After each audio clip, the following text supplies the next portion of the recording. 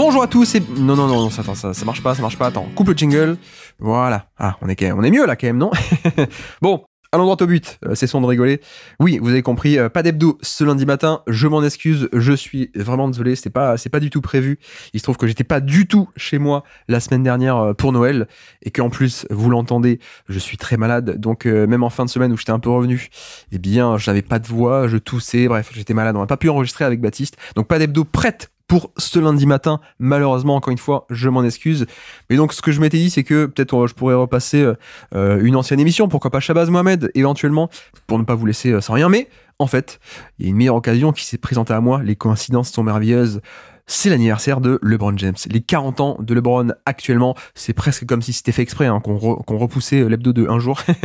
Et donc, aujourd'hui, enfin vous aurez compris, demain, je vais essayer d'enregistrer aujourd'hui lundi pour que ça soit publié demain une hebdo. Donc l'hebdo sera disponible, j'espère bien, si ma voix tient, demain mardi. Mais donc aujourd'hui, pour vous faire patienter, pas pour vous laisser sans rien, et vu que c'est l'anniversaire de LeBron, les 40 ans, un spécial LeBron. Alors qu'est-ce que c'est? C'est pas des nouveaux épisodes, mais c'est une compilation de 2 extraits, alors 2 longs extraits, vous allez voir, mais 2 extraits qui, c'est vrai qu'on en parle pas tant que ça, au final, de LeBron, on n'a pas beaucoup d'épisodes spéciaux, LeBron sur le Basket Lab, mais en fait, pourquoi? Parce qu'en fait, LeBron, on en parle tout le temps et partout, on n'a même pas besoin d'en parler trop ou de détailler tellement on le connaît, et puis on en parle dès qu'on parle d'héliocentrisme, et on en parle, voilà, on connaît l'histoire de la NBA, et des années 2010, c'est LeBron, donc on connaît, donc on en parle pas tant que ça, donc ça me fait aussi plaisir de ressortir un épisode spécial LeBron pour son anniversaire. Donc le premier extrait, c'était avec Nico, c'était pour conclure notre top 100 de justement la décennie précédente. Donc on a passé, je crois que c'était 40 minutes à faire sa décennie, mais surtout son profil. Bref, raconter en quoi justement il a dominé la décennie comme à peu près personne, et pas qu'en basket, mais en sport, on a dominé une décennie à mon sens. Et puis, deuxième extrait, non pas avec Nico, mais avec Antoine Tartrou, où quelques mois plus tard, après ce top 100, on avait fait un petit bonus. Le top 100, c'était sur la valeur cumulée sur la décennie. Avec Antoine, on avait fait un petit bonus sur, non pas la valeur cumulée, mais sur le pic qui a été le meilleur à un moment donné de la décennie. Et bon, spoiler, LeBron était premier sur tous les tableaux, sur les 2 classements. Et donc voilà, avec Antoine, on parle aussi de finalement quelle a été la meilleure version de LeBron, etc., etc. Bref, 1 heure spéciale LeBron aujourd'hui. Désolé pour les anciens qui ont déjà entendu ça il y a 2 ans ou 1 an et demi.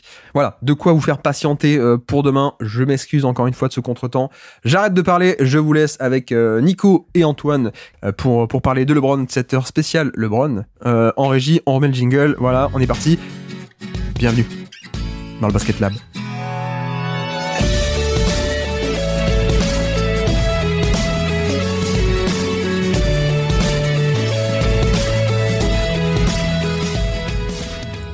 Et donc finissons avec un peu de nostalgie, finissons avec le tout dernier joueur de ce top 100.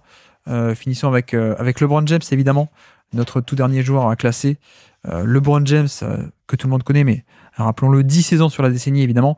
10 saisons, mais que 9 finales, hein, c'est à noter. Que 9 finales NBA. Non, mais faut quand même le dire. Voilà. On a dit c'était collectif, ça comptait. Enfin, on peut pas déterminer la valeur du joueur par rapport à ses finales. Il a des coéquipiers, enfin. Non, mais est-ce qu'on peut vraiment parler de longévité quand sur les 10 il fait que 9 finales? Bon, voilà, c'est pas la vraie longévité. Mais bon, bref. 26 points et demi de moyenne, 7,7 rebonds de moyenne et 7,7 assists de moyenne sur l'ensemble des 10 ans. C'est pas mal. Au niveau des points par match, c'est le 3e plus gros total de la décennie. Au niveau du minutage, 37 minutes par match. C'est le premier de la décennie en termes de minutage moyen. En termes de minutage total, il est 2e avec 26 400 minutes, en 2e derrière James Harden. 717 matchs joués en saison régulière, 8e total de la décennie. Palmarès, bon, on se concentre que sur le palmarès de cette décennie. Le titre en 2012, 13, 16 et 2020, évidemment. Donc 4 titres avec 3 équipes différentes. Et 4 fois finale MVP, si vous comptez ça comme un trophée, mais on s'en fiche un peu. 2 fois MVP, 2012-2013. Est-ce qu'il aurait pu être le plus? Oui. 10 fois All-NBA en 10 ans, c'est pas mal. Dont 9 fois en première équipe. Et 1 fois en 3e équipe. C'était la seule année avec les Lakers où ils étaient moins bons, ils ont loupé les playoffs en 2019, mais à part ça, il est All-NBA First Team tout le temps. 10 fois All-Star, évidemment, 4 fois All-Defensive Team, dont 3 fois en première, 11, 12 et 13, et 1 fois en 2e en 2014. Donc voilà, plutôt pas mal comme palmarès et comme CV. Au niveau des comparaisons de draft, donc sur NBADraft.net, c'est un peu bizarre ce scouting report que j'ai trouvé. Comparaison, c'était Magic Johnson. Ouais, mais et puis alors, sachant que c'est des comparaisons que tout le monde avait fait déjà depuis longtemps parce que Ouais. il avait 15 ans quand il était déjà très reconnu, quoi. Donc, mais si, oui. Je trouve que c'est assez. Même là, on peut dire que c'est une version. Non, je dis ça parce que je savais pas si c'était un vrai scouting de l'époque, parce qu'il n'y avait pas de date, il n'y avait pas de. Donc je sais pas si peut-être qu'ils sont revenus. Ah oui, t'as raison. Non, je me souviens pas, mais je serais pas étonné que ce soit une reconstruction. Quoi. Non, je pense qu'ils y étaient. Faudrait que ça vérifie. Oui, Mais je parce crois que qu'ils parfois étaient ils vont déjà piocher des. existants. Ouais. Alors par contre, j'ai quand même trouvé d'autres. J'ai cherché d'autres, parce que Draft Express, il n'y avait pas, évidemment. Draft Express est plus jeune que LeBron James. Mais sur Reddit, j'ai trouvé d'anciens scouting reports. Et parmi les meilleurs scénarios possibles dans ce scouting report que j'ai déterré, il y avait du Magic Johnson, du Scottie Pippen et du Jamal Mashburn. Voilà. Dans les meilleurs Alors, scénarios Mashburn, possibles. faudra me le refaire celui-là parce que. Voilà. Magic, Pippen et Mashburn. Le meilleur des trois. Tu mélanges les trois, ça donne LeBron. Mais même pas Mashburn. Enfin, qu'un joueur que était fun, hein. Mais c'est le pur scoreur des années 90. Ben, on était en 2003. Donc voilà. Et puis dans les pires, ce même scouting report, le pire scénario possible, enfin les pires pour eux, c'était des scénarios comme Harold Miner, comme Lloyd Daniels et comme Roderick Rod. Voilà. Alors, les deux premiers, je crois que c'est vraiment uniquement des mecs qui avaient une grosse hype et qui se sont foirés. je t'avoue que je connais même pas, je ne connais pas. Mais attends, Harold Miner, c'est Baby Jordan. Ah ben tu vois, je savais pas. Ouais. Au niveau surnom Basketball Référence, du coup, LBJ, on connaît, The Chosen One, on connaît King James, on connaît Bron, on connaît aussi The Akron Hammer, le marteau d'Akron. Tu connaissais ça? Je ne sais pas, mais comme son signature move qui était un peu le Tomahawk, Dunk Tomahawk. Ouais. Je pense que ça vient de là, quoi. Alors, personne ne dit jamais ça, mais ou alors il y a un commentateur qui a dit qu'il a dit une fois sur un dunk sur le moment en improvisant, quoi. Mais c'est pas resté, quoi. The Little Emperor aussi, comme surnom apparemment très utilisé, The Little Emperor, et The L Train. Voilà, merci. Et du coup, au niveau de son parcours, rapidement, parce qu'on connaît très bien l'histoire en fait, hein, c'est l'histoire de cette décennie, c'est LeBron James. Donc 26 ans au début de notre décennie, qui commence avec la réunion du Big Three à Miami, un 8 juillet. Il se passe des très belles choses les 8 juillet en général. Et du coup, saison 2011, la première année de la décennie, 27 points de moyenne à Miami, 39 minutes de jeu en playoff, la défaite contre Dallas en finale, malheureusement, on connaît l'histoire. 2012, 27 points toujours, 6 assists, 38 minutes de jeu, ça va jusqu'au titre. 2013, 27 points, 7 assists, 38 minutes de jeu toujours, ça va jusqu'au titre, cette fois contre les Spurs. Avec d'ailleurs, durant cette saison régulière, la série de 27 victoires consécutives, hein, pendant cette saison 2013. 2014, toujours 27 points de moyenne, 37 minutes. Et en finale, cette fois, c'est la revanche des Spurs, donc défaite en finale. La Free Agency 2014, il retourne du côté de Cleveland, du coup, pour retrouver une meilleure situation sportive, on va dire, avec les jeunes Kyrie et les trades de Kevin Love qui a été fait ensuite, notamment par lui. 2015, du coup, avec Irving et Love, 25 points de moyenne, 7 assists en playoff. Les finales contre les Warriors, alors que Love et Irving sont blessés durant les finales. Donc défaite contre les Warriors, malheureusement. 2016, 25 points de moyenne, 7 assists toujours, et cette fois le titre. Un peu surprise contre les Warriors à 73 victoires. On connaît très bien, on connaît ça par cœur, donc j'insiste pas. 2017, 26 points et 8,7 assists. Il y a un petit... ça monte un peu au niveau des assists sur cette année 2017. Une des meilleures attaques de l'histoire, hein, c'est Cavs 2017. Et en finale, malheureusement, les Warriors de Kevin Durant, enfin les Warriors avec Kevin Durant seront trop forts. 2018, Irving est parti. Et Isaiah Thomas qui est revenu en retour ne compense pas, on va dire. Donc il est un peu tout seul cette année-là, 27 points de moyenne, 9 assists, 38 minutes de jeu pour LeBron James à son âge, et qui retourne en finale NBA, perdre contre les Warriors. Malheureusement, il n'y avait pas match non plus sur ces finales-là. Et puis la Free Agency, il part du côté des Lakers, évidemment. 2019, c'est la seule année, c'est un peu l'anomalie, puisque c'est la seule année où il ne fait pas les finales et même pas les playoffs du tout. Il ne se qualifie pas en playoff, mais lui est toujours à 27 points et 7 assists de moyenne. donc voilà, c'est juste que le trade d'Anthony Davis n'avait pas pu se faire, et donc il était un peu coincé avec un effectif de très jeunes et de pas très bons. Et puis 2020, c'est un peu la dernière année de la décennie, du coup, 25 points de moyenne et 10 assists, du coup, aussi. Et puis, de nouveau, le titre, bien sûr, avec les Lakers. Le titre dans la bulle, bien sûr. Comment te lancer Tiens, une fois n'est pas coutume, tout dernier joueur à classer parmi tous les plus de 100 noms qu'on a fait.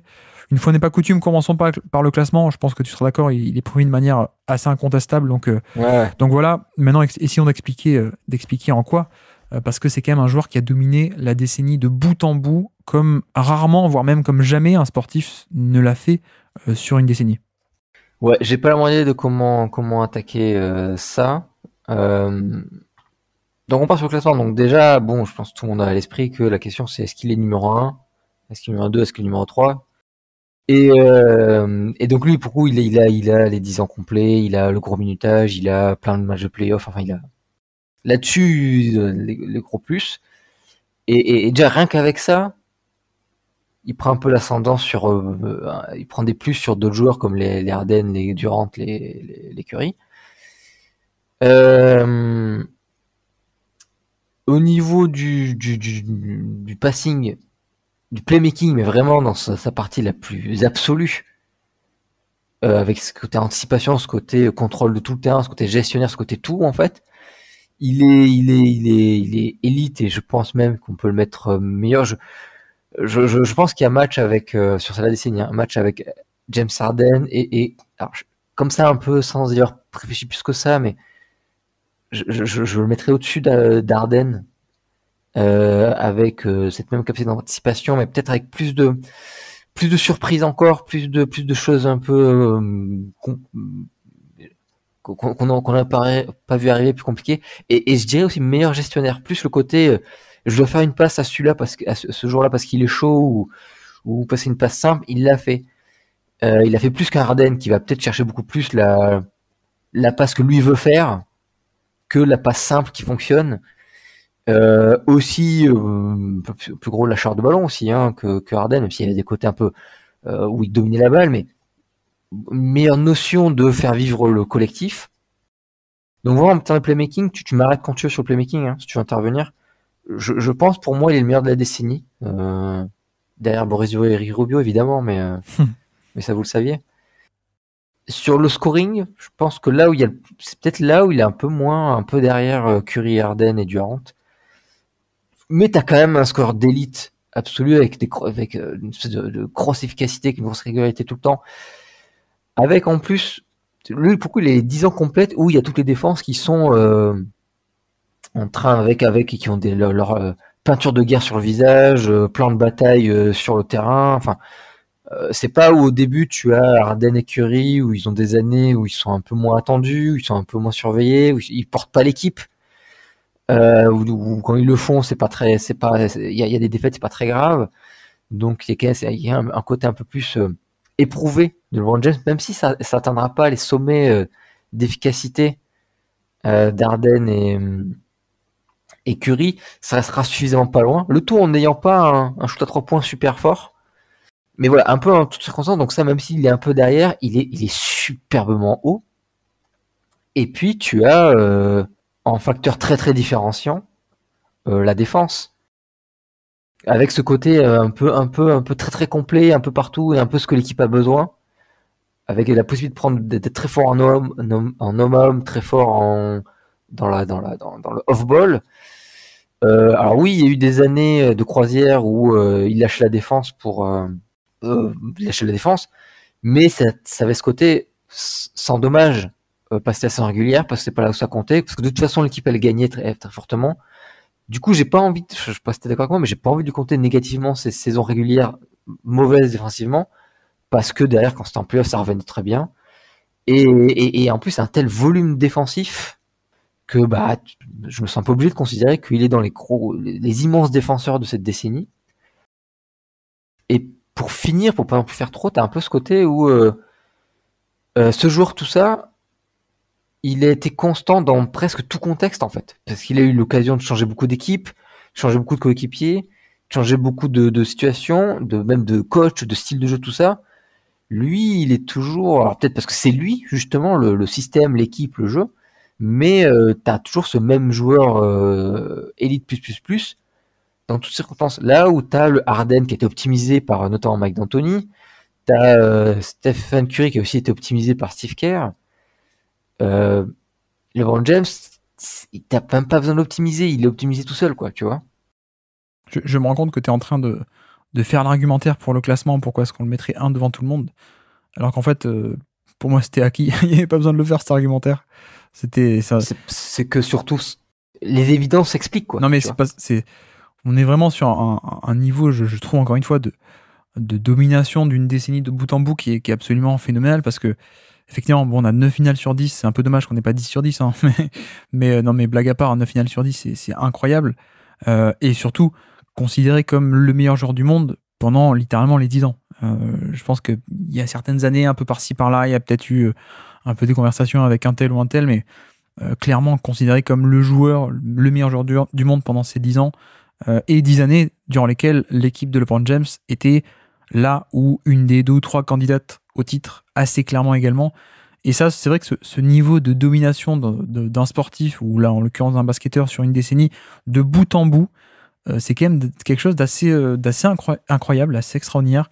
Je pense que le seul de tête, mais encore je m'y connais pas assez en foot, mais le seul de tête que j'aurais, c'est peut-être Lionel Messi, avec ce niveau de domination, mais on va pas partir dans des comparaisons, mais voilà, c'est vraiment de bout en bout un truc assez implacable et à ce point au-dessus du lot. Alors pas parfait, pas meilleur que tout le monde sur tous les aspects, mais un package total qui pour moi est de manière assez évidente devant tout le monde. C'est pour ça que j'ai préféré un peu évacuer le classement direct et qu'on puisse un peu développer ensuite sur le joueur. Et pour aussi un peu décrire sa décennie, c'est vrai que un peu son historique en carrière et l'évolution qu'il a pu connaître, on a quand même cette même idée générale que c'est durant toute la décennie et dans son jeu de toute façon le porteur de balle, l'initiateur et le créateur offensif principal de son attaque pendant les 10 ans, même si on a eu un peu par-ci par-là quelques variations, et justement on peut en parler, mais Miami, c'est vrai qu'au tout début, entre 2011 et 2014, les 4 premières années à Miami, on est sur encore quelqu'un qui est très très proche, voire même encore dans son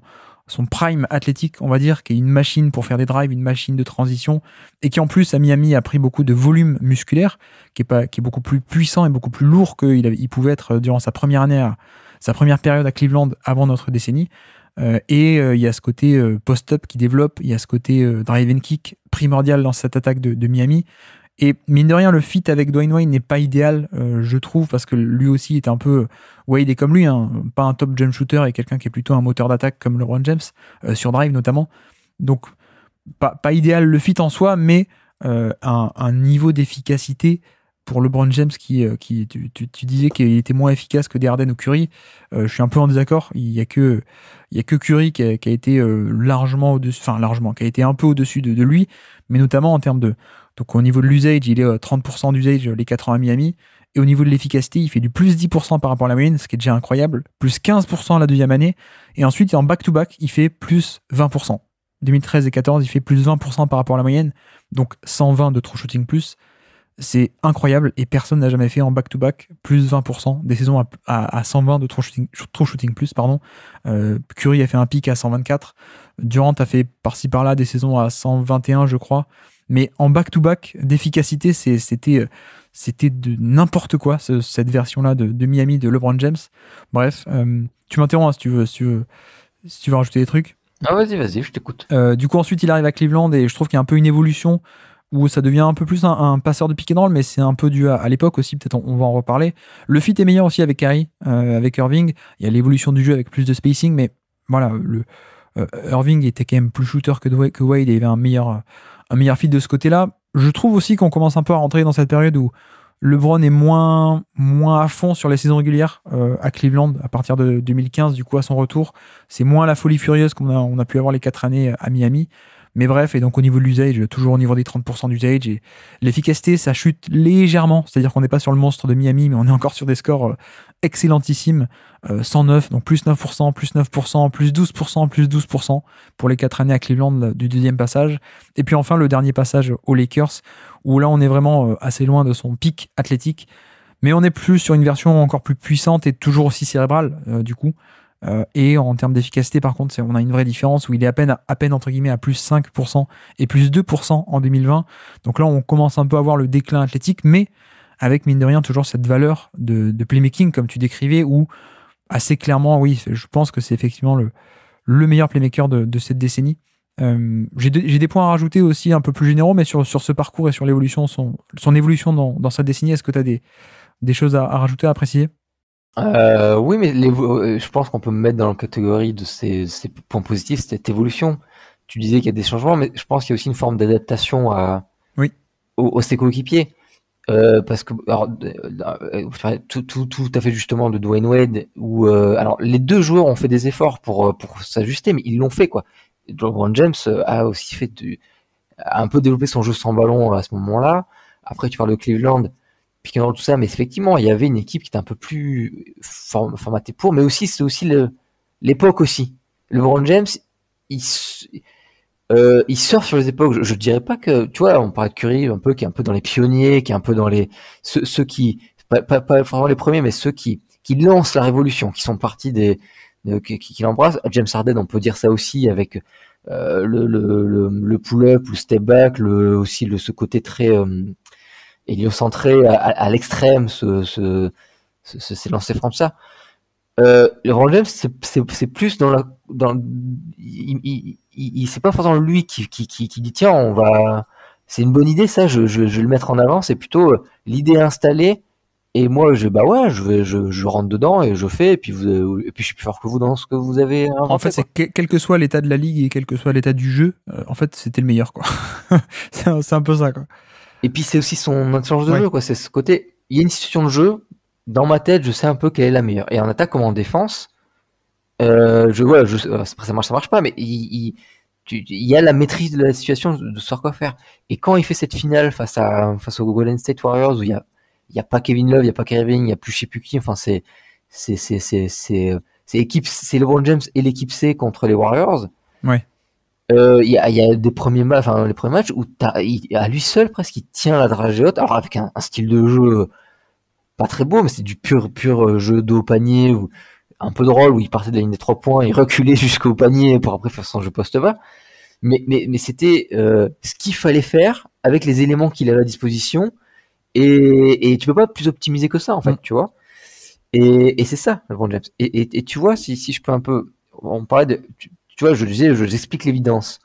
Mais tu vois, tu disais aussi, oui, c'est une évidence, 9 finales, une équipe tout en performant, tout ça. Oui, mais tu sais aussi, on est toi et moi et un peu tous ceux que tu as invités ici sont comme nous, cette vision que les résultats collectifs ne permettent pas de savoir ce que vaut un joueur parce qu'il y a trop d'éléments hors joueur qui rentrent en compte. Donc effectivement, les 9 finales de James, tu pourrais dire oui, d'accord, mais Derek Fisher, il a un temps de victoire, mais c'est aussi parce qu'il était tout le temps dans les Lakers de Kobe et Shaq, quoi. Mais là, en l'occurrence, t'as le contre-argument. Oui, mais James, il a fait ça dans plein de contextes différents, avec plein d'équipes différentes, et il arrive toujours en finale, quoi. Et ça, c'est un peu une espèce de démonstration ultime, quoi, tu vois. Après, c'est vrai que c'était un des points aussi, ce que tu as abordé, sur ce côté longévité, finalement. Je trouve qu'il doit aussi sa longévité, alors c'est un peu de chance aussi, mais à l'évolution du jeu, mine de rien, ou en tout cas l'évolution a été parfaite pour lui, et il a parfaitement su s'y adapter, mais c'est pas que de sa part, il y a aussi un côté où l'évolution du jeu a été parfaite pour lui, dans le sens où plus ses qualités athlétiques déclinaient logiquement avec l'âge, plus en fait le spacing augmentait de manière exponentielle. Ce qui fait qu'il y avait un peu ce côté où lui était moins explosif, mais sauf qu'il y avait plus d'espace, et toujours plus. Et lui devenait de moins en moins rapide, mais il y avait toujours plus d'espace. Et donc, finalement, le niveau de production se stabilisait toujours au même niveau, parce que au début, dans des spacings très mauvais, et même avant la décennie, mais même à sa première époque Cleveland, c'était des raquettes bouchées, et il fallait vraiment des trucs de fou, d'explosivité, des tentes verticales, de sauter dans des angles pas possibles pour faire un drive. Et il pouvait, parce qu'il avait ces qualités de malade mental, physique et athlétique surtout.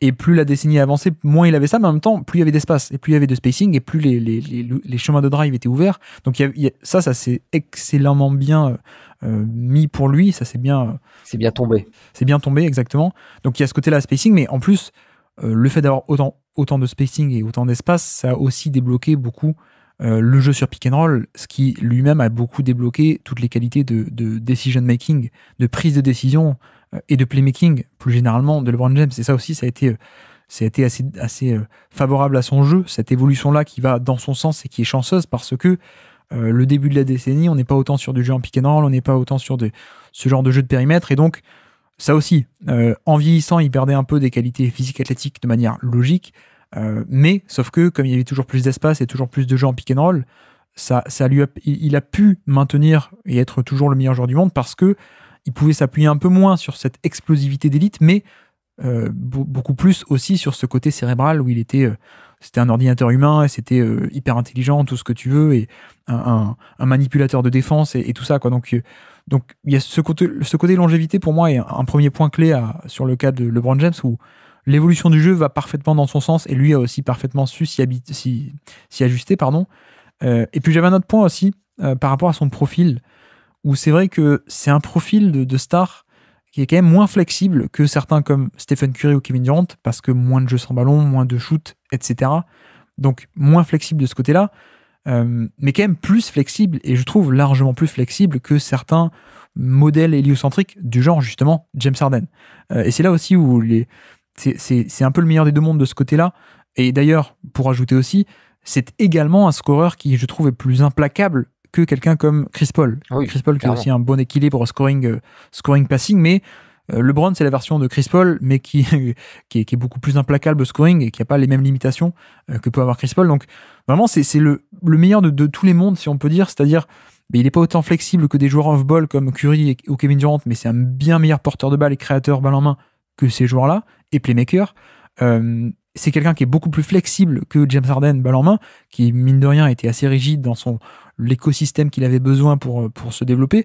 LeBron pouvait jouer aussi un peu off-ball, il pouvait faire des écrans, il pouvait faire du jeu sans ballon, il pouvait faire du post-up, il pouvait être utilisé de manière un peu plus diverse, alors que James Harden non. Et puis meilleur scoreur tout simplement que Chris Paul, qui est lui un profil très équilibré, mais meilleur que ça, quoi. Donc il y a ce côté profil qui est aussi intéressant. Ouais, et puis tout l'aspect défensif, il mettra pas tout le monde sur ça, quoi. Oui, alors attends, je suis pas encore à l'aspect défensif. Ah, pardon, excuse-moi. Non, alors tu me dis, tu rajoutes des points, mais moi j'avais des petites listes là. Il y a aussi un héritage, je pense que, je sais pas si tu seras d'accord, mais un de ces héritages sur la décennie et pour plus tard, c'est justement ce modèle un peu héliocentrique, comme on appelle. C'est un peu lui qui a créé ça, mais en même temps, il a créé ça, mais sans vraiment l'être lui-même à fond, si je peux un peu expliquer. C'est-à-dire que donc ce modèle héliocentrique, toute l'attaque tourne autour de lui. Et c'est là où c'est intéressant, c'est que ça a été un profil, lui, de créateur décisionnaire qui prend toutes les décisions et autour de qui toute l'équipe va tourner. Mais en même temps, lui, il n'a jamais été vraiment, de manière aussi caricaturale qu'on a vu par la suite, il n'a jamais été à ce point sur la totalité de saison régulière, je trouve. Là où, James Harden, c'est vraiment sur des saisons complètes, il fait ça. Il est le point focal à gros usage de manière excessive. Westbrook le fait, Doncic arrivé ensuite, il l'a fait, Trae Young, etc. Voilà, ce modèle héliocentrique. Lui, LeBron, il a un peu lancé ce mouvement de porteur de balle qui a toutes les armes à son arsenal et qui peut tout faire balle en main, et qui a ce profil héliocentrique, mais qui ne l'a pas vraiment été dans les faits, parce qu'il a toujours été à côté de certains autres joueurs, qu'il a toujours été un peu plus capable de jouer sans ballon que des Harden ou des Westbrook ou des Doncic, etc. Et tu vois, même au niveau de l'usage, il dépasse jamais les 32%, là où Harden il va flirter avec les 40%, là où Westbrook aussi il va flirter avec les 40%, pareil Doncic, etc. Donc j'ai un peu envie d'appeler ça un héliocentrisme relativement occasionnel presque, dans le sens où il pouvait le faire quand il fallait, et notamment tu as parlé de la série contre les Warriors, mais même sur toutes les playoffs, quand il fallait, tu lui donnes la balle et c'est lui qui fait tout en fait. Mais il y avait aussi cette intelligence que il ne le faisait pas de manière excessive et caricaturale comme ça a pu être par la suite, et donc finalement il a un peu lancé ça, il a un peu été le pionnier de ça, de cette mode des joueurs héliocentriques que n'était pas Michael Jordan, qui était plutôt scoring. Là je parle vraiment des modèles porteurs de balle qui peut à la fois faire scoring et playmaking à gros volume, quoi. Et donc c'est un peu un vrai faux pionnier de ça, parce que non seulement lui il le faisait pas de manière excessive comme on a vu ensuite, mais en plus il nous a fait croire qu'on pouvait gagner de cette manière avec ce style-là, alors qu'en fait oui tu peux, mais tu peux quand t'es LeBron James, quoi. Parce que même James Harden, qui a été très très fort et qui a peut-être été le plus proche de lui dans ce style de jeu-là, même James Harden, on a vu que c'était quand même beaucoup plus compliqué pour gagner dans ce style de jeu. Donc au final, c'est un vrai faux pionnier, je sais pas si tu vois ce que je veux dire, mais il te fait croire que tu peux gagner comme ça, il fait croire qu'il y a ce schéma-là, mais en fait ce schéma il marche qu'avec LeBron, pour caricaturer un peu. Alors je rebondis sur ce que tu dis en disant oui et non. Alors, je pense que le truc héliocentré, il a quand même existé avant, mais Par contre, je suis pas sûr qu'il y ait cette théorisation de l'héliocentrisme, ni cette idée, et ça, je te rejoins sur le fait que LeBron James a peut-être montré la voie de, mais oui, ça peut être un système super bien, d'effectivement, d'avoir ce joueur unique qui est la plateforme de tout. Ce serait plutôt comme ça que je le verrais. Et en fait, je dirais qu'au contraire, si c'est justement le vrai pionnier du nouveau paradigme, en fait. Ça existait avant, mais c'est le truc, comme je dis, de mettre à la mode, de faire considérer que c'est un vrai truc qui peut être intéressant, et qu'il y ait des gens qui théorisent des choses autour d'eux, donc c'est-à-dire mettre des shooters autour, partir du pick and roll, enfin, toutes les réflexions qu'il y a de base, qui si le jeu héliocentrisme existait de fait avant, je pense pas qu'il était réfléchi comme tel. Là, c'est lui qui a été le véhicule de ce truc de ah mais oui, ça peut être vachement cool, vachement optimisé, ça peut être un truc d'optimisation, ce jeu-là. Sachant qu'on passait juste avant une période plutôt de leader juste scoreur, un peu l'héritage de Michael Jordan, poursuivi par les Iverson et compagnie. Mais là où je dis que c'est plutôt le vrai pionnier de ce truc-là, c'est qu'en fait, c'est plutôt ça les pionniers. C'est pas les gens qui découvrent le truc et qui en sont les plus meilleurs représentants. C'est plutôt ceux qui montrent que c'est possible, mais souvent on était un peu timide. C'est un peu comme les Suns d'Anthony ou le tir 3 points outrance, Ouais. où tu compares avec maintenant, où finalement le volume n'était pas tant que ça par rapport à maintenant. Mais c'est eux qui ont poussé la vanne un peu, suffisant pour montrer que, pour avoir l'air, donner l'impression que c'est excessif, en disant mais ça va jamais marcher. Et en fait, si ça marche. Et c'est plutôt les héritiers qui sont là, disent mais attendez, pourquoi on pousse pas encore un peu le bouchon, parce que Papy, il a montré qu'on pouvait un peu, mais il est pas assez loin, parce que c'était l'époque, c'était pas assez reconnu, c'était pas assez admis. Nous, là, James Harden, Doncic, on dit, mais brisons encore les petits verrous moraux, sociaux, ce que vous voulez, qui nous empêchaient de pousser le truc au maximum, et nous, on le fait, quoi. Tu vois, c'est un peu comme le tanking de Hinkie. Il y a eu du tanking avant Sam Hinkie. Mais personne ne l'a fait de façon aussi extrême. Parce que tu peux pas faire l'extrême tout d'un coup, sinon t'es pris pour un fou, t'es viré au bout de 2 jours. Et LeBron James, il a fait ce que tu dis. Il a montré que, mais oui, ça peut être un système super intéressant, et surtout si on réfléchit autour de ça. Notamment avec l'idée du, mais un poste 4 qui s'écarte, c'est bien, hein. La présence de LeBron James, je pense, a été un gros vecteur de ça. Et c'est justement les héritiers qui ont poussé le bouchon encore plus loin, quoi, tu vois. Ouais. Après, au niveau du passing, un des meilleurs all-time, ça t'en as déjà parlé. Je pense que l'évolution du jeu, encore une fois, est plutôt favorable, et donc tant mieux pour lui avec ce nouveau spacing, mais il a su en tirer profit parce que passeur extrêmement cérébral, bon, la vision du jeu, la taille, etc. Mais surtout, le truc sur lequel j'avais envie d'insister, c'est sur le côté le meilleur manipulateur de défenseur qu'on ait jamais vu, ou pas loin, quoi, presque. Et un côté cérébral et proactif balle en main que n'avaient pas des Stephen Curry, des Kevin Durant, mais même des James Harden, même des Paul George, des Kawhi, on peut prendre n'importe qui sur la liste, en fait. Personne n'avait à la fois cette dangerosité de scoreur et à la fois aussi ce côté cerveau et ordinateur humain de connaître toutes les actions, d'anticiper, de mener, de diriger le jeu, et de manipuler les défenseurs, hein, à travers les couvertures, à travers quelle action jouer, à quel moment, etc. Donc il y a ce côté-là qui est un peu intéressant. Et donc, enfin, on arrive à la défense, puisque Antoine nous disait la dernière fois, je l'avais un peu lancé, que ce qui différencie peut-être aussi LeBron et qu'il met au-dessus d'à peu près tout le monde, c'est que non seulement il y a l'attaque, sur lequel je pense qu'avec l'attaque, il peut discuter avec n'importe qui de cette décennie, mais en plus, il y a ce côté où LeBron apporte aussi une identité défensive de par son profil, ce que ne font pas les autres qui sont tout en haut du classement. Et lui, il y a vraiment cet impact défensif de très haut niveau. Alors effectivement, il y a des petites nuances que tu as évoquées. Il n'est pas tout le temps à 100% sur 100% des matchs de la décennie, d'accord. Mais notamment la période à Miami, il t'apporte à lui seul, en tant qu'ailier, une identité défensive, parce que le Miami défendait agressivement le pick and roll, et que donc il y avait besoin en deuxième rideau de venir protéger, et c'est ce que faisait lui, LeBron, c'est ce que faisait Dwayne Wade également. Donc il y avait un côté hyper intéressant de cette défense un peu collective, avec un volume de jeu intéressant, avec de la protection du panier, alors que pourtant c'est un ailier, et que tous les ailiers n'ont pas du tout ce même volume défensif. Il y a le côté rebond aussi, le côté playmaker, évidemment, de par son intelligence de jeu et ses mains très vives, etc. C'était une terreur sur le playmaking défensif, les interceptions. Bon, le QI défensif aussi pour anticiper les actions ou alors pour les lire et pour avoir 3 coups d'avance sur la défense. Donc bref, il y avait un côté aussi, et puis je parle même pas de la défense on-ball, très polyvalent et très switchable sur à peu près tout le monde, mais effectivement, il y avait un côté où il y a pas que l'attaque, quoi. Déjà, l'attaque, elle est extraordinaire, mais en plus, il t'apportait un niveau de défense qui était assez dingue, en fait. Ouais, qui pouvait. Alors, je sais pas, enfin, ça se mesure, hein, la protection du cercle, tout ça, ou la protection de raquette, mais je pense pas qu'il est au niveau d'un Gobert, mais il a cet apport-là, tout en ayant les autres apports défensifs. Je parle même pas des apports en attaque, mais vraiment ce côté libero safety et puis le côté, enfin, je l'ai déjà dit, mais communication, côté place-toi là, fais ça, vas-y, Oui. qu'on avait beaucoup mis en avant pour Kevin Garnett. Kevin Garnett considéré comme un des meilleurs défenseurs de tous les temps, je pense.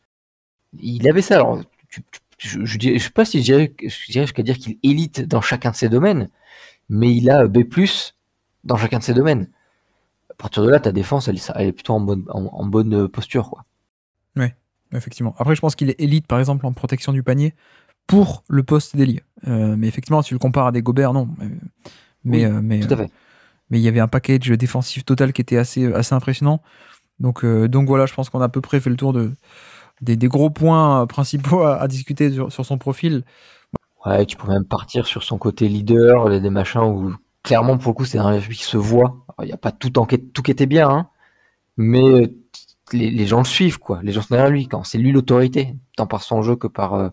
Ouais, il y avait aussi un bon et un mauvais côté, hein, sur le côté leader, parce que tu disais il a réussi dans plein de contextes différents. Et en même temps, dès qu'il changeait d'équipe, c'est lui qui décidait le contexte, en fait. Hein. Au final, c'était pas que des contextes si différents que ça. Alors un peu quand même, mais je sais pas si tu vois ce que je veux dire. Il arrive et l'équipe, elle doit jouer comme lui. Et il y a une raison, c'est parce que ça marche très bien, quoi, évidemment. Oui, mais je parlais vraiment le côté autorité qui est sur le terrain. Alors oui, bien sûr. Ouais.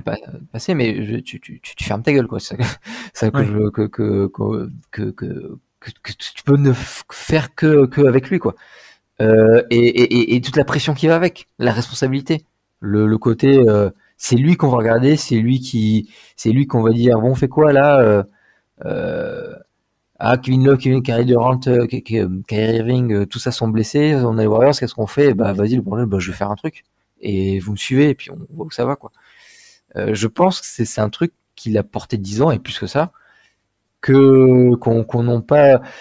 Tu vois, Stephen Curry, James Harden et Durant. Tu vois, tu peux dire des défauts sur la personnalité qu'est James. Je pense que les Curry, Durant et Harden en ont bien plus, tu vois. Ouais. Dans des façons très différentes. Mais je pense tous sont des moins bons, des personnes moins faciles à suivre, à supporter, à aller à la bagarre avec lui. Chacun dans leur manière, mais chacun, je pense, et tire moins les joueurs dans son sillage qu'un James, quoi. Ouais, effectivement. Du coup, j'avais écrit un petit résumé. En gros, c'est un peu une anomalie, LeBron James, malheureusement. On n'en verra pas beaucoup des comme ça. Une anomalie dans le sens, on l'a dit, un peu joueur héliocentrique, mais mine de rien, assez flexible, en tout cas plus que certaines caricatures ensuite ou certains autres de ce modèle héliocentrique. Initiateur offensif de premier ordre, donc créateur principal, mais aussi un rock défensif, ou en tout cas quelqu'un qui t'apportait une très très solide base défensive. Ça aussi, c'est un peu une anomalie. C'est pas une licorne un peu? Si. Non, mais je continue. Playmaker d'élite au niveau du passing, mais aussi, en fait, un des tout meilleurs scoreurs de la NBA, hein, très simplement, avec un scoring implacable, alors que d'habitude, c'est soit on trouve beaucoup d'exemples de quelqu'un qui est génial dans l'un ou dans l'autre, mais pas les deux en même temps. Qualité athlétique extraordinaire, mais aussi, dans le même temps, peut-être un des meilleurs QI basket qu'on ait jamais vu non plus. Bref, défense intérieure, de protection du panier, etc., mais aussi défense extérieure. Enfin, c'est vraiment une anomalie, ce joueur. Et ce qui est d'autant plus une anomalie, je trouve, c'est que on avait des promesses qui ont été faites à sa draft, il y avait des attentes qui étaient démesurées. Et l'anomalie, c'est que, il les a toutes atteintes ou voire dépassées. Et ça arrive jamais, quoi. on a toujours des jeunes qui sont très hypés et tout le temps, ça s'effondre. Et lui, c'est aussi l'anomalie dans ce sens-là que, en fait, oui, il y avait des attentes qui étaient démesurées, mais il les a atteints, voire même dépassées, quoi. Et ça aussi, c'est un peu n'importe quoi. Donc ça aussi, c'est à souligner, au-delà de cette décennie de domination, parce qu'il y en a aussi avant et après. Du coup, alors tiens, minutage de playoff. 7722 minutes de playoff sur cette décennie, que sur cette décennie. Hein. À ton avis, c'est combien dans la décennie en termes de classement? C'est premier. Effectivement, c'est premier. Je veux savoir surtout combien le deuxième. Eh bien, justement, j'allais te le dire. Le deuxième, c'est Kevin Durant, qui est à 5300. Ouais. Donc, LeBron à 7700, le deuxième est à 5300. C'est-à-dire qu'il y a le même écart entre le premier et le deuxième qu'entre le deuxième et le 21e. Donc, c'est plutôt pas mal en termes de minutage. Mais j'ai plein d'autres stats à te donner, tu vas voir, c'est assez marrant. 189 matchs de playoff sur cette décennie. Que sur cette décennie. Hein. On parle pas de ce qui s'est arrivé après. Il y a eu aussi avant des runs de playoff, notamment en finale, etc. Mais sur cette décennie, 189 matchs de playoff. Il y a 11 joueurs dans l'histoire de la NBA qui, en carrière, ont plus que 189 matchs de playoff. Après, ça va, Conférence Est, c'était facile aussi. Moi aussi, je le fais. Non, mais il y a de ça aussi un peu, mais la liste, c'est des Fisher, Derek Fisher, Tim Duncan, Robert Horry, Tony Parker, Jabbar, Kobe, Manu Ginobili, Shaq, Pippen, Danny Ainge d'ailleurs, Karl Malone et Magic Johnson. Voilà les seuls joueurs qui ont plus de 189 matchs de playoff en carrière, donc plus que LeBron James sur la décennie des années 2010. Donc c'est quand même pas mal. 28 points de moyenne sur la décennie aussi, 9,3 rebonds et 7,1 assists de moyenne en playoff. C'est pas mal également. 41 minutes de jeu sur les playoffs en moyenne par match. C'est bien aussi. Tiens d'ailleurs, petite stat marrante, j'ai fait un peu le tour. Donc 189 matchs de playoff pour situer le niveau de domination. 189 matchs de playoff pour LeBron James sur cette décennie. À ton avis, combien d'équipes ont plus que lui sur la décennie des années 2010? T'as dit quoi, quel chiffre? 189 matchs de playoff. Et attention, il y a un piège. Enfin, en tout cas, c'est une question assez logique. À ton avis, combien d'équipes ont plus ont plus que 189 matchs sur la décennie? Il n'y en a pas beaucoup, parce que bon, il y a son équipe, ses équipes. Enfin, je vais dire 6. Eh ben, c'est 0, en fait. 0. Parce qu'en fait, il a changé d'équipe. Donc, parce qu'il n'a pas remporté avec lui une équipe. Eh non. Donc en fait, la première équipe de la décennie, c'est Miami avec 127. Et donc lui, il est à 189. Ouais. Deuxième, Golden State, 124 matchs sur la décennie. Troisième, San Antonio. Quatrième, Boston. Mais bref, en termes de minutes aussi, 7700 minutes de playoff sur la décennie. À ton avis, c'est plus que combien d'équipes sur la décennie? 3. Non, c'est 8. Il y a 8 équipes qui ont moins de minutes de playoff que LeBron James à lui tout seul. Donc là, je parle d'équipes, tous les joueurs en entier. Minnesota, Sacramento, New Orleans, 2 fois d'ailleurs New Orleans, Hornets et Bobcats, et Pelicans, pardon, Détroit, Charlotte, Orlando, New York et Phoenix, qui n'a pas fait le playoff dans cette décennie. On peut faire pareil avec les points. 5400 points, c'est mieux que 18 équipes de cette décennie. Dont 2 champions NBA, qui sont Dallas et les Lakers, et deux mêmes finalistes de conférence qui étaient Milwaukee et Chicago. Donc il a quand même plus de points que 18 équipes sur la décennie. 1700 rebonds, c'est plus que 10 équipes. 1351 assists, c'est plus que 19 équipes sur la décennie. C'est banalisé au fur et à mesure parce que voilà, mais on parle d'équipes dans leur totalité. Hein. Non, mais je pense pas que. En vrai, on n'arrive pas à saisir à quel point c'est grand en fait. Ouais, il y a un côté spirale un peu qui donnerait le tournis si tu réfléchis vraiment, quoi. Ouais, effectivement. Bon, pareil pour les styles. Interception plus que 12 équipes, bloc plus que 10 équipes sur la décennie. Le nombre de 2 points tentés plus que 18 équipes. Il y a 18 équipes qui, sur la décennie, ont tenté moins de tirs à 2 points que LeBron James à lui tout seul. Et pareil pour les lancers francs, 18 équipes. Enfin bref, c'est quand même pas mal. Donc voilà pour les stats un peu marrantes. Et donc le classement, on l'a déjà fait. Il est premier de manière assez incontestée. Mais juste, Curry et Harden, même Durant, sont des rivaux pas mal. Hein. Je sais pas trop pour les autres décennies. Mais c'est pas face à enfin ils sont pas si loin que ça ils sont loin mais pas si loin que ça de James malgré tout ce qu'on vient de dire. Hein. Ouais. Non, t'es pas d'accord? Si, ils sont pas largement, ils sont nettement en dessous. Pas largement. Ils sont nettement en dessous quand même. Non mais nettement, mais tu vois c'est des vrais, enfin c'est comme quand on dit tu sais tel joueur il fait une énorme saison de MVP, oui mais il y en a un autre qui fait mieux. D'accord, mais la saison était énorme quoi. Curry, Harden, Durant, c'est un peu ça quoi. Oui, tout à fait. Et donc, petit quiz pour finir, et dernier quiz de la saga. Nous sommes le 7 juin 2012. C'est un qui a joué ce match. Le match, évidemment, peut-être le plus important de cette décennie pour le meilleur joueur. Donc peut-être le match le plus important, le plus symbolique de toute cette décennie. C'est le fameux match 6 à Boston. Est-ce que tu te souviens un peu de ce match-là? Pour rappeler le contexte, LeBron se traîne un peu la réputation de il n'est pas capable de gagner un titre parce qu'il n'a pas le mental. Et donc, il y a la réunion avec le Big Three à Miami. 2011, il y a l'échec en finale contre Dallas. 2012, Miami mène 2-0 contre Boston en finale de conférence. Boston revient à 2-2.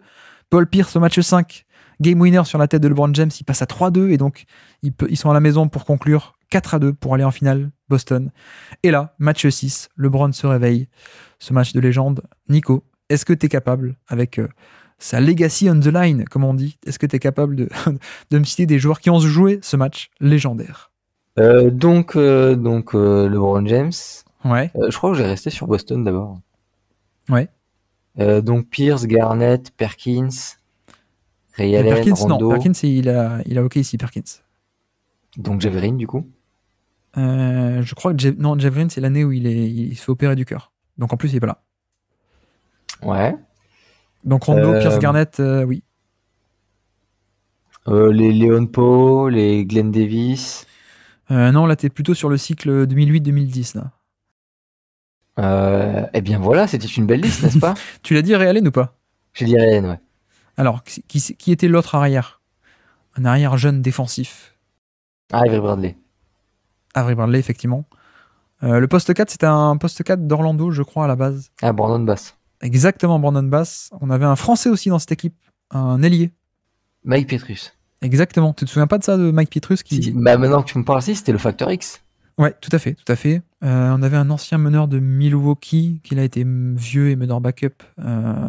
Keyon Dooling. Exactement, Kenyon Dooling. Je pense pas que tu l'aurais. On avait un autre ailier, je crois, Pacers pendant les années 2000. Pacers Dallas, je crois. Je ne suis pas sûr. Pas du D'Anthony Jones. C'est pas Jack Daniels, c'est Marquis. Marquis Daniels, effectivement. On avait un très grand qui d'ailleurs est consultant ESPN avec des takes un peu catastrophiques, mais ça te dit rien, c'est un... Je sais pas, mais du coup, j'ai envie de dire Brian Scalabrine. Non, c'était Ryan Hollins qui était là. Oui. Je savais même pas qu'il faisait de la télé. Bon, je t'épargne. Voilà, on avait un shooter d'ailleurs, époque LeBron James aux Cavs. Pavlovic. Exactement, Pavlovic était là à Boston. Je t'épargne Sean Williams. Ouais. Et Etwan Moore aussi. Et par contre, on avait un dernier de Boston qui était un pivot grand, protecteur de panier, blanc. Je sens qu'il est pas très loin, mais encore un peu trop loin. Qui ensuite a fait du Minnesota, je crois. Qui s'appelle Greg. Ah, Stimsma. Exactement, Greg Stimsma était là. Donc tu as tout le monde qui a joué ce match pour Boston. Est-ce que tu as des joueurs de Miami? Bon, James Wade Bosch. Oui. Shane Battier. Oui. Chris Anderson. Non, c'est l'année d'après Anderson. Joel Anthony. Oui, tout à fait, Joel Anthony. Mario Chalmers. Oui, il est là. Norris Cole. Oui, Norris Cole est là, rookie. Est-ce que Mike Miller? Oui, Mike Miller est là, tout à fait. James Jones. Oui. Eh bien, purée, t'es très très fort. Ouais, mais là, ça y est, là, je commence à sécher. Là, il t'en reste 3. Aslem. Ah oui, effectivement, Aslem, tu l'avais pas cité, mais il t'en reste plus que 3. Alors, il y en a un, si je peux t'aider. Attends, juste laisse-moi citer Dexter Pittman. Non, il n'est pas là. Je crois que c'est draft 2012 Dexter Pittman, justement. Donc, il n'est pas encore là. Il y en a un, c'est une ancienne légende d'une équipe marquante de NCAA. Mais Shabazz Napier, du coup? Non. Années 90, si je te dis le Fab Five. Juwan Howard. Exactement, Juwan Howard est là. On avait un Français qui était par là. Un pivot français qui était passé par les Knicks juste avant. Qui avait fait des Warriors. Oui, je l'ai. Qui avait de très beaux cheveux. Ronny Turiaf, merci. Exactement, Ronny Turiaf. Tu sais que dans ce podcast, on a cité Ronny Turiaf, Boris Dio, Tony Parker, Mike Pietrus. Pas mal, hein? C'est pas mal. Et donc le dernier, c'était, je pense que tu t'as complètement oublié, c'était un meneur, un ancien meneur star qui était un peu, qui a fait quelques matchs cette saison-là. Jason Williams. Non, un meneur star des années 2000 qui a été MVP, qui était dans cet effectif, qui a fait quelques matchs. Un MVP meneur des années 2000. Ouais. Je suis très très bon pour les trophées MVP, ça. MVP 2001. J'ai tellement envie de dire Iverson. Bah dis-le. C'est Cotton Iverson? Non, Non, c'est vrai, joueur. MVP 2001. Ah bah Allen Iverson, mais non. Bah si, Allen Iverson. Il était dans cet effectif-là? Non, il n'y était pas du tout, mais j'avais envie de faire la blague que le premier joueur que t'as essayé de deviner en quiz sur la saga, c'était Allen Iverson, donc j'avais envie de finir avec Iverson. Non, effectivement, Iverson, je savais bien qu'il était pas, j'ai dit ça y est, je comprends. Mais non, il y était pas. Mais comme il n'était pas non plus à Denver quand on a fait le tout premier quiz de la saga, je me suis dit, bon allez, je vais te le faire deviner, on va boucler la boucle.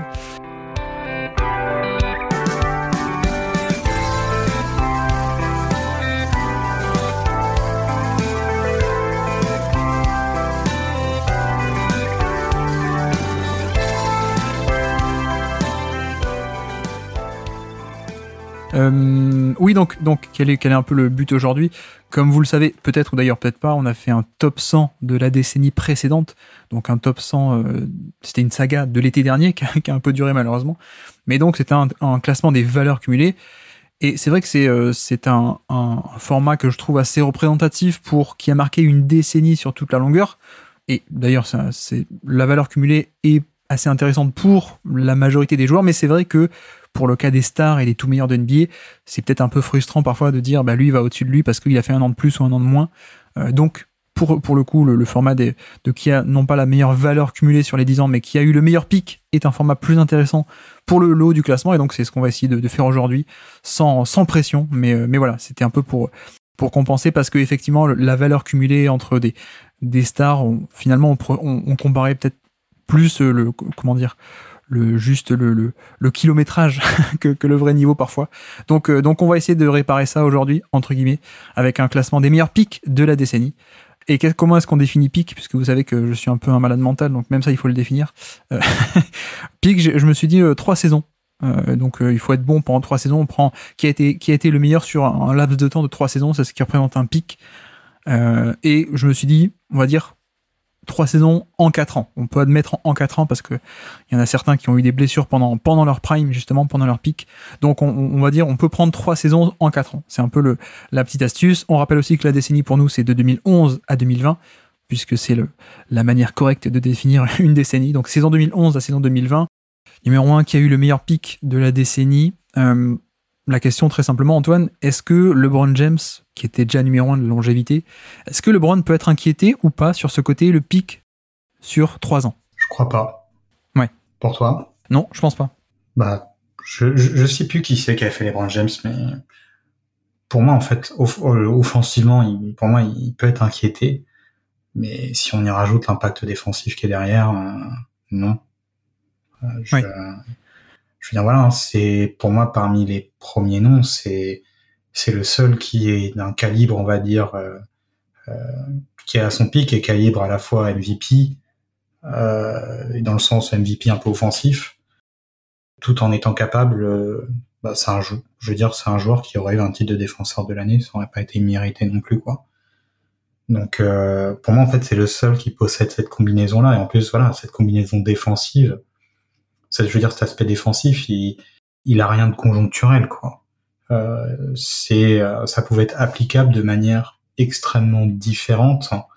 Si on prend rien que le début de la décennie, dans la fameuse opposition, la finale de conférence, si je dis pas de bêtises, 2011, qui est contre les Bulls, justement, de Derrick Rose, oui. Il y a des séquences où c'est LeBron James qui défend sur Derrick Rose, quoi. Oui. Donc, je veux dire, il y avait déjà la polyvalence en termes sur qui tu peux défendre, une polyvalence aussi schématique sur comment on voulait déployer les LeBron, et un volume défensif aussi qui était considérable, quoi. Donc je pense en fait que rien que sur cet aspect, on va dire défensif, il a un avantage qui fait qu'il est devant. Et en fait, pour moi, la question sur LeBron James, c'est que le pic, tu le considères plutôt époque Miami ou plutôt époque Cleveland? C'était la deuxième question. Exactement. C'était un peu la deuxième question. C'est moi qui l'ai posé en premier, donc c'est à toi d'y répondre. Non, mais après, c'est vrai qu'il y a ce côté attaque et défense, comme tu dis, et c'est pas juste défense, c'est aussi je crois qu'on en avait parlé, je sais plus si c'était avec toi ou avec Nico, mais il y avait un côté aussi où LeBron était un peu à Miami, justement, une partie de l'identité défensive aussi de Miami, bien plus que ce que n'a pu être, par exemple, KD dans ses très bons passages défensifs. Évidemment, des Curry ou Harden qui peuvent peut-être discuter un peu offensivement, sont pas du tout à ce niveau-là défensif, donc il y a ce côté-là. Et effectivement, il y a 2 grosses périodes, je pense qu'on peut séparer, ou alors on peut tricher, on peut prendre au milieu des deux. Mais donc il y a la période Miami. Pour caricaturer, Miami plus efficace, sur peut-être un rôle un peu différent que ce qu'il aura ensuite à Cleveland, mais donc plus efficace et beaucoup plus important défensivement. Ça, c'est la période Miami entre 2011 et 2014, du coup. Ou alors, on a la période Cleveland où, tout de même moins efficace, alors toujours très efficace, mais c'est juste qu'à Miami, il avait une efficacité qui était historique sur quand même un gros volume. Mais à Cleveland, un peu moins efficace, mais sans doute plus de rênes, plus de responsabilités dans l'équipe. Ce côté aussi joueur de pick and roll héliocentrique qui s'est beaucoup plus développé parce que aussi l'évolution du jeu était ainsi sur la deuxième partie de la décennie. Donc il y a ce côté peut-être rôle offensif un peu différent, mais de l'autre côté, comme j'ai dit aussi, un peu moins efficace et même au niveau défensif, je pense que ça s'est un peu perdu. Mais je sais pas ce que t'en penses, mais clairement on n'était plus du tout sur la même implication ou impact défensif à Cleveland que ce qu'on avait pu connaître à Miami où c'était vraiment extrêmement impressionnant. Je pense que si on prend le pic du pic, c'est-à-dire que sur cette période-là, si on prend les 10-15 meilleurs matchs du joueur, je pense que c'était plus impressionnant à Cleveland que ça l'était à Miami. Oui. Mais je pense que l'intensité sur l'ensemble du pic, sur la valeur cumulée, comme ça fera plaisir aux gens qui retrouveront la valeur cumulée, qui pensaient s'en débarrasser, hop, on la dégage par la porte, elle vient par la fenêtre. Je pense que la période Miami, même si, comme tu dis, offensivement moins omnipotent, oui, mais défensivement, par contre, beaucoup plus, pour moi, tous les soirs, beaucoup plus impactant, quoi. C'était moins le LeBron James qui, sur la période de Cleveland, il était déjà un peu calculateur à Miami, mais pas forcément calculateur dans ses efforts. Plus il y avait un peu, s'il était très efficace, c'est qu'il y avait un côté aussi, j'essaye de pas de faire jouer les autres, mais que par exemple un Dwayne Wade puisse avoir ses responsabilités offensives et tout à côté. Là où je trouve qu'à Cleveland, il y avait vraiment ce côté, même si il y a Irving qui pouvait avoir le ballon, etc. Il y avait vraiment ce côté contrôle du tempo quasiment total, jeu extrêmement installé, voire quasiment stéréotypé. C'est moins des choses qu'on avait à Miami, je trouve. Ou alors ma mémoire fait défaut. Non, effectivement. Mais comme tu dis, c'est marrant parce que du coup, même dans le thème des pics, il y a la valeur cumulée des pics et le pic des pics. C'est marrant que ça soit toi qui en parle. Mais non, mais effectivement, je pense que la quintessence de LeBron James, c'est sans doute des matchs de 2016 ou de 2015 à Cleveland, ou même d'ailleurs 17 ou 18, enfin bref, surtout en playoff. Mais oui, il y avait un côté où le rôle était différent à Miami, mais avec une efficacité qui était à ce point incroyable. Pour vous dire, il fait à Miami, en termes de true shooting plus, donc efficacité par rapport à la moyenne c'est 100, et donc c'est par rapport à 100, il fait du 110, donc plus 10%, 115, 120 et 120. Pour dire, il y a le nombre de saisons avec un gros usage, je crois que c'est 28 ou 30%, depuis 1980, donc depuis plus de 40 ans, il y a eu 7 saisons avec 120 de true shooting plus. LeBron James est le seul à l'avoir fait 2 fois d'affilée, 2013 et 2014, pour dire à quel point il surnageait en efficacité par rapport à la moyenne de l'époque. C'est quand même assez extraordinaire, quoi. Mais tu vois, à côté de ça, un truc assez bizarre, c'est... J'ai pas trop de doute sur le fait que les équipes de Cleveland étaient meilleures que celles de Miami. Oui. Et je veux dire, il y a plusieurs fois où j'ai été vraiment impressionné par cette équipe de Cleveland, qui avait un côté diesel, on n'était pas... avait des jours sans, avait plutôt des soirs sans, des soirs avec. Pour Miami... c'est bête à dire, mais c'est une équipe où c'est les flashs où on pouvait vraiment être impressionnant, il y en avait, mais genre une série iconique du Heat de Miami. Si, il y a celle en 2013 contre les Spurs, mais je trouvais en tout cas la version des Cavaliers beaucoup plus impressionnante, et il y a ce côté un peu paradoxal que là où on trouve que le pic de LeBron James c'est paradoxalement peut-être les équipes que j'apprécie le moins concernant ce joueur. Alors bon, comme je dis, on parle de playoff, et si on parle de playoff, j'étais peut-être plus impressionné par le LeBron de Cleveland que celui de Miami, quoi. Mais bon. Merci à tous d'avoir suivi cet épisode, j'espère que ça vous aura plu. Voilà, vous avez compris, j'ai un ton différent parce que je ne peux pas crier comme d'habitude dans mes outros ou mes intros. Ma voix n'est toujours pas là. Voilà, j'espère que ça vous aura plu. Si ça vous intéresse, évidemment, tous les liens pour aller plus loin, en tout cas pour poursuivre ces épisodes, sont en description. Donc, notamment, je le rappelle, mais le top 100, LeBron a été le dernier joueur qu'on a traité. Mais si vous avez 50 heures devant vous et que vous aimez bien ce format, on a fait un top 100. Voilà, de la décennie des années 2010. Donc on a pris des joueurs 5 par 5, on a retracé leur parcours, leur décennie. Alors je vous rassure, pas aussi long que LeBron. LeBron ça a duré très longtemps, mais c'est l'anomalie évidemment. Mais en général c'est quoi, 10, 15, 20 minutes par joueur, et encore, ça dépend. Mais voilà, c'est pour un peu se retracer l'histoire si vous voulez revivre ça ou découvrir ça si vous êtes un peu plus jeune. Donc voilà, la centaine. Ça s'appelle comme ça, c'est un jeu de mots, la centaine. Le top 100, c'est en 2010, les 2010. Et puis avec Antoine, donc quelques mois plus tard, cette fois c'était non pas sur la valeur cumulée, donc comme on l'a déjà dit, mais sur le pic sur la décennie, donc qui a été le meilleur sur un moment court de la décennie et pas sur l'ensemble. Et donc c'était ça, je crois que c'était plus tard en juillet 2023, je crois. Lien dans la description, évidemment. Je vous encourage aussi à aller voir celui-là. Alors, c'est peut-être plus facile d'écouter celui-ci que les 50 heures sur la centaine, sur le top 100 complet. Mais c'est vrai qu'avec Antoine, ce top 10 ou top 10, top 15, je sais plus, était assez intéressant. Mais enfin, en tout cas, peut vous intéresser parce que on parle des gros joueurs, quoi. Donc finalement, comment est-ce qu'on classe, non pas sur qui a le plus de kilométrage, mais comment est-ce qu'on classe qui a été le meilleur finalement à un moment donné de la décennie entre des Curry, avec des Harden, avec Durant, avec des Giannis, avec des Dwayne Wade aussi en début de décennie, alors que Giannis c'est enfin, avec des Westbrook, avec des Dwight Howard, enfin bref, il y a plein de noms qu'on évoque. Chris Paul aussi, le cas particulier de Chris Paul. Bref, donc voilà, si ça vous intéresse, vous pouvez aller voir ça. Sur ce, on se dit, je l'espère, à demain. Là on est dimanche soir, je galère un peu à enregistrer ceci. J'espère que j'aurai une meilleure diction, une meilleure articulation demain. J'espère que Baptiste aura regardé plein de matchs parce que oui, vous l'aurez compris, j'étais pas chez moi et puis j'ai été malade, j'ai vu 0 match, voilà. Donc ça va pas, je vais pas pouvoir apporter beaucoup sur la partie match de la semaine. On se dit normalement, je l'espère, à demain pour l'hebdo du mardi, du coup, pas du lundi mais du mardi. Et donc sur ce, je vous remercie une nouvelle fois de nous avoir écouté jusqu'au bout. Un grand merci à Nico et Antoine d'être passés sur le Basket Lab il y a quelques mois, quelques années même on peut dire. Et moi je vous dis à très bientôt. Ciao.